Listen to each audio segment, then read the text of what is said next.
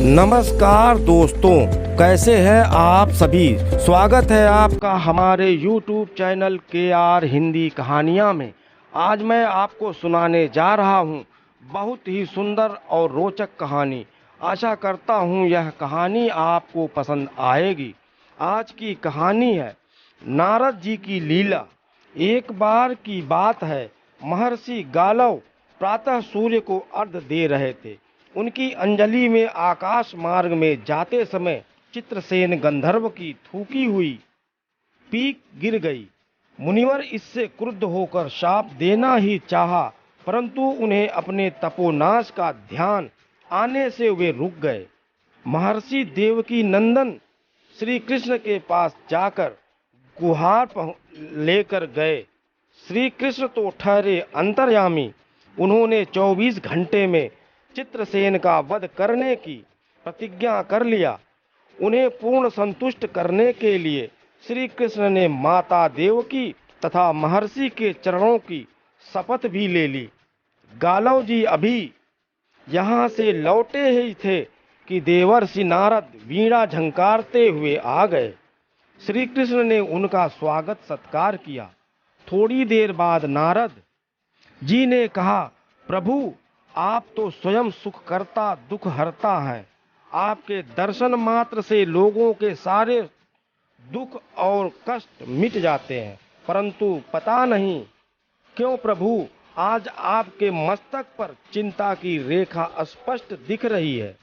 इस पर श्री कृष्ण ने महर्षि गालव का पूरा प्रसंग सुनाते हुए अपनी प्रतिज्ञा के बारे में बताया। अब नारद जी को कहाँ चैन आने वाला। वे बोले, आहा, आनंद आ गया, और वहां से झटपट चित्रसेन के पास पहुंच गए। चित्रसेन भी नारद के चरणों में गिर गए और अपनी कुंडली लाकर ग्रह दशा पूछने लगे। नारद जी बढ़ा चढ़ाकर मिर्च मसाला लगाकर कहने लगे, अरे तुम यह सब अब क्यों पूछ रहे हो। अब तुम्हारा अंत तो निश्चय और निकट आ गया है।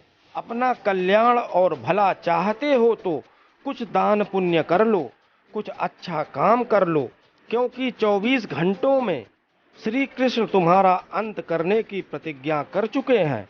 अब तो बेचारा चित्रसेन घबराया इधर उधर भागने लगा। वह ब्रह्मधाम, शिवपुरी, इंद्र, यम, वरुण आदि सभी देवलोकों में जाकर अपने प्राणों की भीख मांगता रहा, परंतु सभी ने उसे अपने यहाँ आश्रय देने से मना कर दिया। उसको आश्रय देकर श्री कृष्ण से शत्रुता कौन उधार ले। अब बेचारा गंधर्व राज अपनी रोती पीटती स्त्रियों के साथ नारद जी के ही शरण में आया। नारद जी दयालु तो ठहरे ही, बोले, अच्छा, यमुना तट पर चलो। वहां जाकर एक स्थान को दिखाकर कहने लगे, आज आधी रात को यहाँ पर एक स्त्री आएगी। तब उस समय तुम जोर जोर से रोने लगना। तुम्हें रोते देखकर वह स्त्री तुम्हें बचाने आएगी, परंतु ध्यान रखना, जब तक वह तुम्हारे कष्ट दूर करने का वचन न दे दे, तब तक तुम अपने दुख का कारण भूल कर भी मत बताना। नारद जी भी विचित्र ठहरे।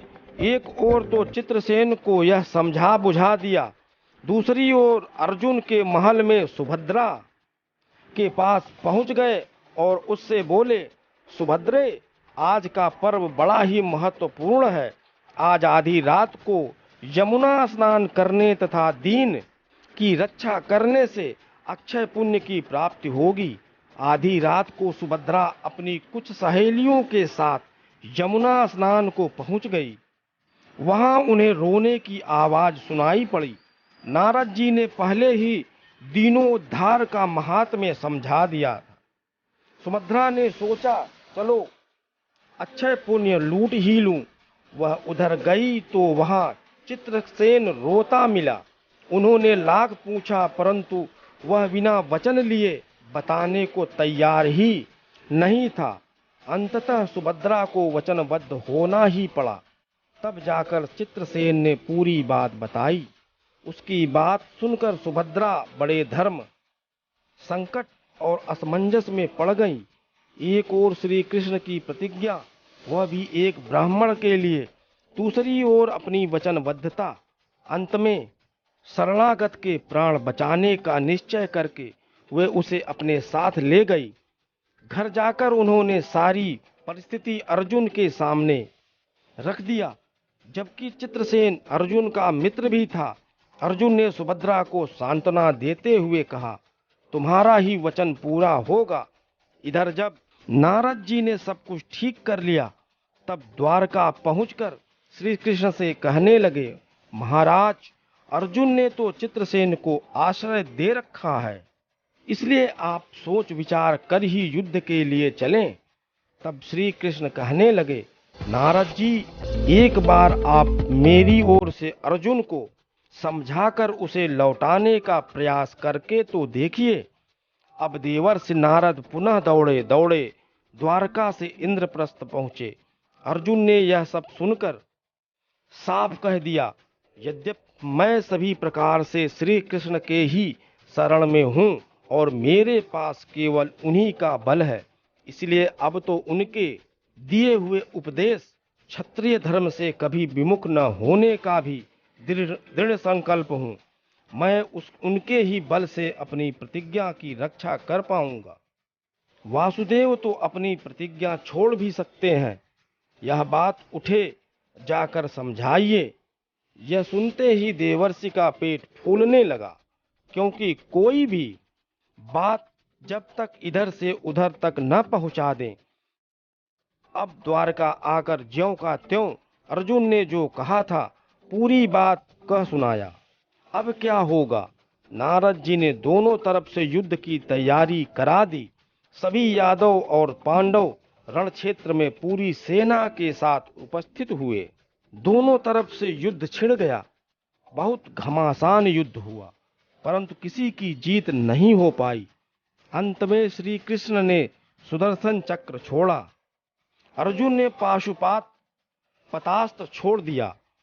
प्रलय के लक्षण देखकर अर्जुन ने भगवान शंकर को स्मरण किया। उन्होंने दोनों शस्त्रों को मनाया।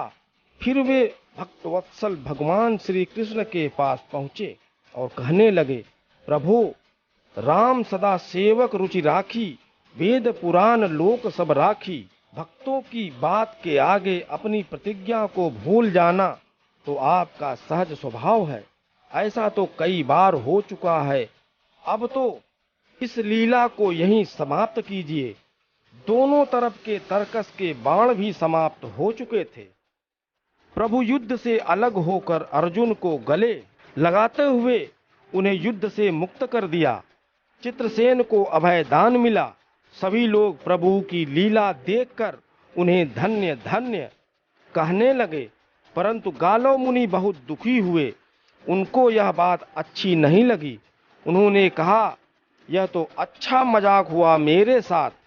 महर्षि उत्तेजित होकर हाथ में कमंडल पकड़ते हुए कहने लगे, मैं अभी अपनी तपशक्ति से कृष्ण, अर्जुन, सुभद्रा एवं चित्रसेन सबको भस्म कर डालता हूँ।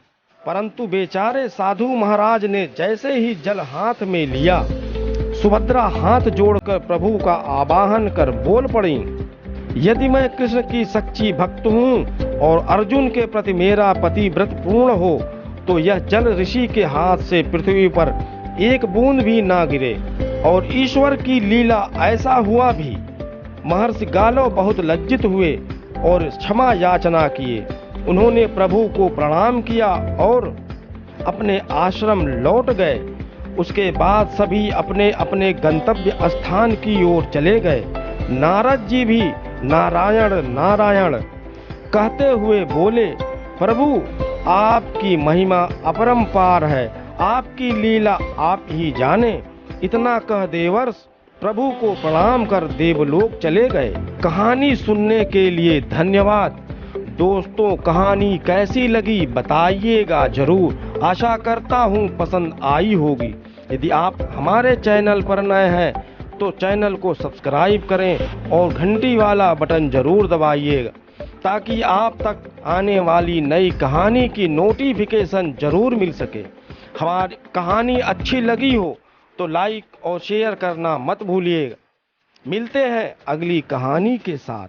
नमस्कार।